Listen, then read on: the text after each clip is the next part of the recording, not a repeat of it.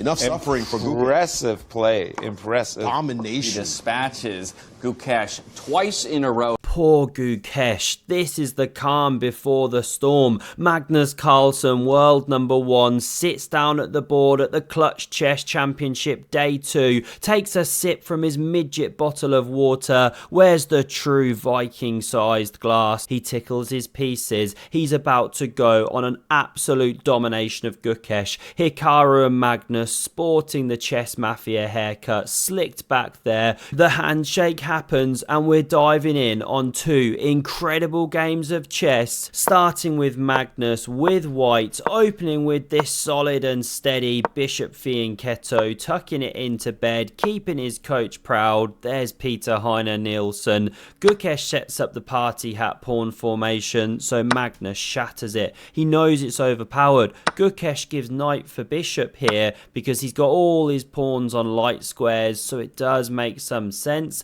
but Magnus now has the bishop there. He wants to use them long term, but right now it's solid and steady. One of the most boring pawn structures in all of chess. Both players momentarily fall asleep. Luckily Yasser's there to shout surprise, wake 'em up, push 'em baby, we want to see the structure change. Magnus now gets all his bits out, great etiquette at the board, connects the rooks, and Gukesh forgets which way the pieces are supposed to move. Charge forward, way more aggressive. Here he comes, he remembers just in time, and Magnus tucks back the bishop. A master move, just waiting to spring into the game later. Gukesh develops, connects the rooks, and Magnus just goes on a bit of shuffle. F5 weakens the king, but bolsters the square. You give something, you gain something. Potato. Magnus does not want exchanges. Goes on this maneuver, now kicks away this knight. Never play f3 or f6, or so says our lord cousin Hans Feingold, absolute legend in the chess world. We now see the knight spawn itself on the c5 square, and the queen dodges, puts pressure, so knight d3 back. One question we should ask: can you not liberate right now? Often a desirable move. Well, here not so great. You can put pressure on this pawn, something like this, and black's done it a bit prematurely. So let's run back. Rook c7 prepares to double, but Magnus doesn't care, because b4 you can say, here come the men in black. Bad position defenders. He gains space with that pawn push.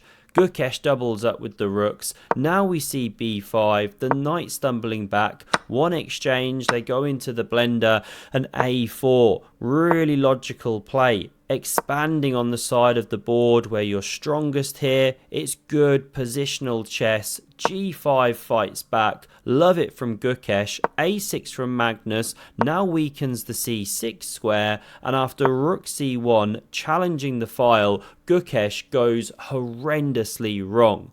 He plays the move. Pawn e5. I mean, we've not seen a move that positionally irresponsible from a reigning world chess champion since yesterday, when Gukesh played another one just as bad. I'll link that video at the end in case you missed it, although I released it yesterday for games played the day after this one, so it's kind of some weird Harry Potter, Prisoner of Azkaban stuff. We see takes played, queen recaptures. Why is this so bad? Why should you have just waited with queen d7 or pushed this one if you want to get really aggressive? Well, it's because of this, all these pieces going into the chess blender, and look at the problems now for black. The pawns are weak. You know, with great space comes great responsibility. You've just opened up the board for the bishops, the king is weak, and these pawns can be a pain in the end games. Magnus now goes like this, targeting, so pawn pushing, natural, but now takes, opening the king, yes, but after recaptures, king g2, you're going to see the world of problems. King g7 played, queen e2 pressures. Now the bishop bounces to d4. But to give you a flavour of the problems, what if black just waits and does nothing? Well, the problem is you can run these pawns, kick the knight, and then set up a battery on this diagonal very soon. You know, something like this. You can push more pawns. And black is just paralyzed to play against these kind of ideas. There's very little counterplay.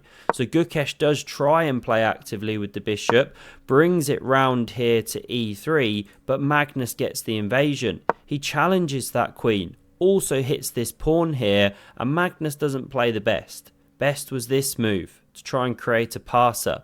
But he plays bishop f5, saying please take my pawn, and what he's judged is that the king will be too weak. He'll start checkmating ideas.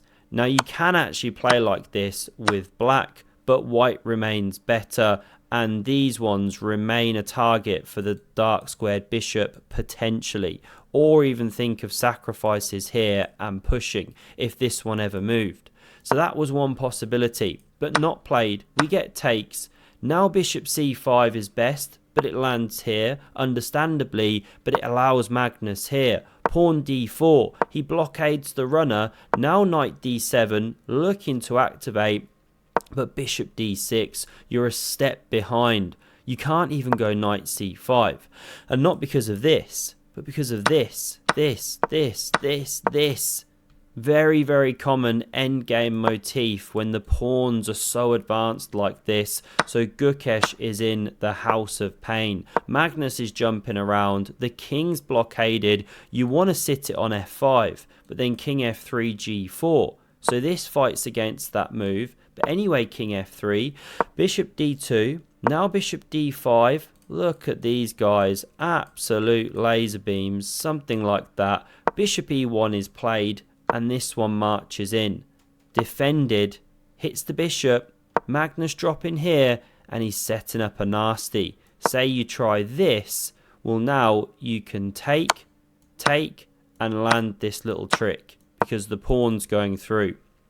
So that's why we get the bishop backing up to a5 to cover this sacrificial idea after bishop takes knight. Therefore we get f5 check from Magnus. Can't take, drop a knight, very nasty, king e7, king e4, and resigns. This pawn's just dropping. You can't defend, or you've got this same tactical shot right. Once that goes, well then the king is free to go wherever it wants. You've got an extra pawn, you've got the bishops, the pieces are tied up. The resignation wasn't premature. Let's jump here. But just before I dive in on this one though, I want to show you something. This literally came across my feed yesterday and then again today. Loved the Remote Chess Academy. I've mentioned it many times over the last couple of years, and they rarely have these sales, right? Like 70% off. This is GM Igor Smirnov, huge YouTube channel here, and a huge teaching offering over here on the Remote Chess Academy. These are the best selling courses. The Boost Your ELO to 2000 bundle at this insane price, under $100. If you want to kick on this year, make that push. This can help you think like a grandmaster does. That's what these courses will do. The super pack also, 17 videos, all bundled in for an incredible price, 76% off. Really good courses. I've used them myself back in the day. Check these ones out. Incredible sale, rarely comes around like this. Let's dive back to the chess right now, because it just got worse for Gukesh D. We see a king pawn opening on the board, Magnus playing black now, and after this Italian stallion from Gukesh, Magnus doesn't do any of these tried and tested moves.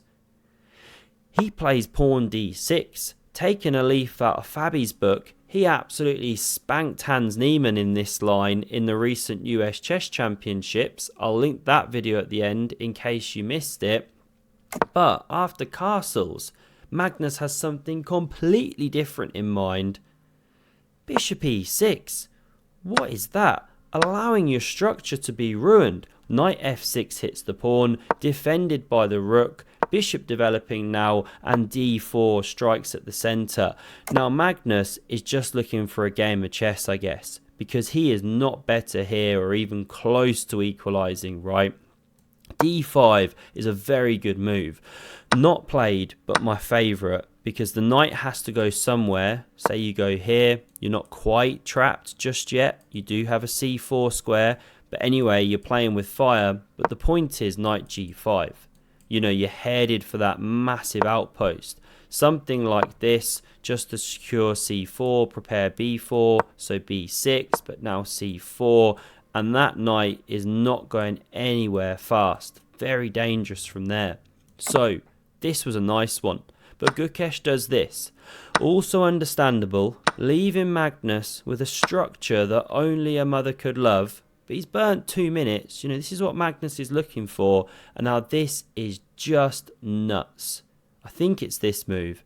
Gukesh spends 4 minutes in a 10-minute game on choosing between knight d2 or queen e2. He goes with the former. And look at the times there. Magnus is 6 minutes up now. What is he playing at? Bishop c5, very natural. And now you have to go queen e2. Why do you have to go queen e2? Because now you're preparing knight f3, and there's no queen takes, pawn's defended, game rumbles on. But Gukesh has an absolute brain freeze. Plays knight f3. Now we've seen similar before from Ding Liren. Here he is in the snow. Possibly Ding was galloping through Gukesh's mind when he played this. I don't know.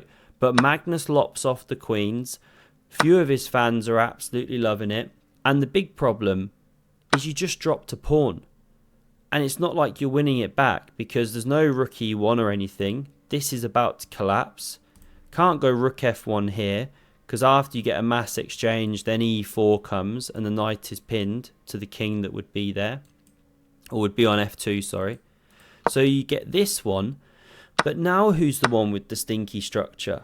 Unbelievable. Just terrible chess from Gukesh. I mean, really bad. Even after Magnus gifted him this horrible opening. So the pawn was defended. Now why not go pawn g4? Kick the rook from the defence. Well, because you sack a knight. Just checking you're still awake. So instead we get rook d7 played, hitting the pawn. Magnus defends it like this now. We get the double up. And knight c5 hits that rook. Check is played. Now this check back. And after king f7, sorry, not king f7, rook f8, it offers an endgame. What if you take, and win a pawn? Now, isn't this okay? Level material. How can this be anything but level? Black's quite a bit better. And it's all related to initiative. Can't go b3 or this drops. So knight d3.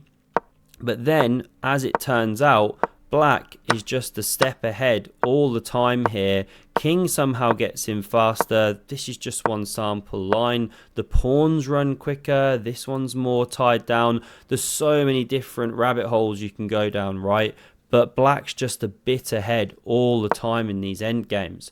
So Gukesh correctly keeps the rooks on the board. e4, the knight springs forward. h5 gives some Lufthansa. Knight d7 forks these two, and it sets a trap.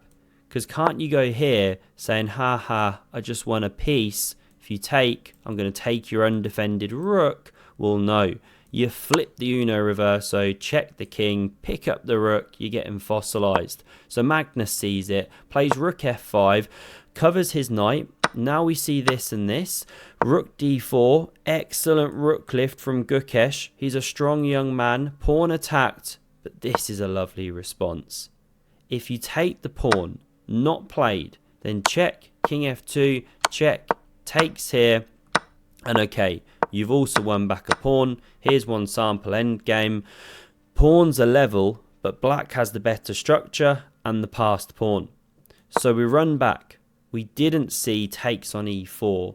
We saw c4. That move was playable, by the way, but not played. This was it, and it offers Magnus a choice. Do you want to take and go for the endgame, or keep rooks on the board? Magnus plays. Rook takes on d4. And his judgment is absolutely correct, as so ever. He's entered this endgame a pawn ahead, saying, okay, if you think this is a draw, D. Gukesh, prove it. And Gukesh can't do so. The trouble here for white is you run out of tempos. You have to give ground somewhere. Make a push you don't want to make. Back off like you don't want to do. There's only one winning move though in this position, incredibly. And it's c6. Magnus misses it. He plays this. Gukesh can now go a4 apparently and create a draw because he has enough tempos to not have to back off with his king, and then he can win the pawn. It's very deep stuff. But he does this, bang, it's back to a Magnus win. He takes some time now, goes pawn b5, c5 is played, but now c6, and it's done. It's game over. g3 on the board. Magnus pushes with e5, and we see resigns. Why? Well, this is completely lost. You know where to go with the king. Like I said, you run out of tempos. Black just waits. Then you have to back off somewhere. Black steps in. You've got the opposition, past pawn. And even if the king ever wins that one, black then mops up on some other side of the board. It's over. So this is why you've got problems here. If you take and if you push, well, now you take. And if you try and run this, king comes back in time and the white king just can't get near these. Again, this is completely lost.